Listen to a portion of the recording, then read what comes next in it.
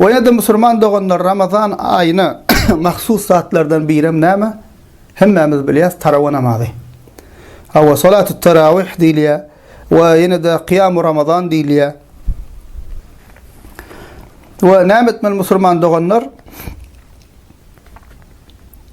Tarawa namazlarymyzy kılmaly.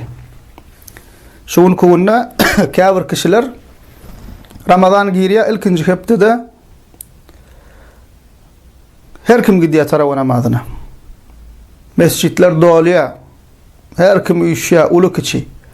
Emma bir hepdeden soň azalyp başlaýar. Üçüncü hepde ondan hem azalýar. Ramazanyň soňuna dogry beterem manamy barýanlar azalýar. Aslında gitdikçe artmaly. Ramazanyň 10 gününde soňky 10 gününde beterem barýanlar köpelmeli. Bize näme bolýar? Tersine bolýar. Näme üçin? Käbir zatlar biz dogry öwrenmeýäs. Bize käbir zatlar dogry ýetirilmeýär. O käbir zatlary iyli gurnu edýäs. Iyli gitdi menem gide inip edýäs. Şul bolmaly musulman doganlar. Ramazan aýyna tarawa namaz kılmaly.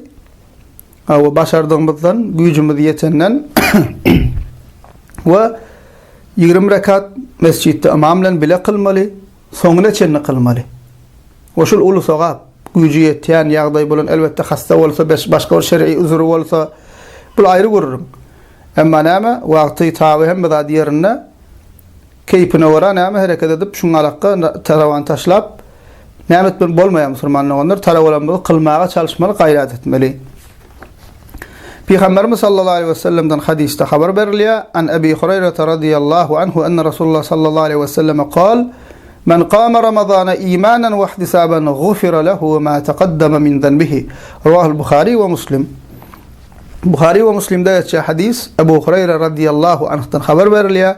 Peygamberimiz Muhammed sallallahu aleyhi ve sellem aýtdy: "Kim iman edip inanyp ve sogabyny Allah'dan umid edip Ramazan aýyny qiyam bilen, gije namazy bilen geçirse geçen günahları bağışlanır diýär. Geçen günahlardan maksat näme? Geçen günahlar, uly günahlardan. O näme geçen günahları bağışlanır diýip aýdy. Ve imam bilen bile okamaklyk iň sogaplysy. 20 rekat bolsa, şu uzyna qosada bile okamaly, ýa-da salam azajyk sabr etmeli. Ve imamla soňra çenni bile okamaklyk iň sogaplysy. Bu arada hem Tirmizi'de, Ebu Davud'da, Nesai'de, İbn Mace'de gelen hadisinde Peygamberimiz Muhammed sallallahu aleyhi ve sellem diye: "Men qama ma'al imami hatta yansarifa kutiba lehu qiyamu leyle." Kim imam bilen bilelikde ta gutoryança näme namazyny kılsa, gije doli namaz bilen gijany dolu namaz bilen geçiren ýaly sogap ýazylar diýip aýdy.